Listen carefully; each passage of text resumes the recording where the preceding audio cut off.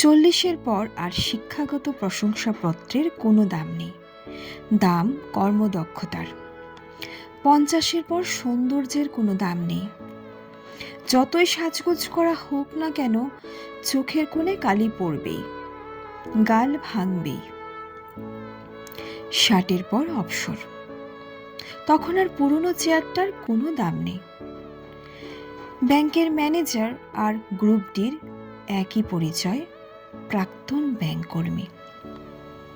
70-এর পর বড় বাড়ি আর ছোট বাড়ির কোনো তফাৎ নেই, কারণ ছেলেমেয়েরা সব বাইরে।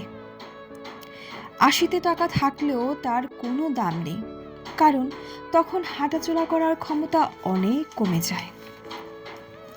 90-এর পর বিছানায় পড়ে থাকা, তখন ঘুমানো আর জেগে থাকার মধ্যে কোনো তফাৎ নেই। আচ্ছা, তাহলে আমায় বলুন তো, কিসের এত অহংকার?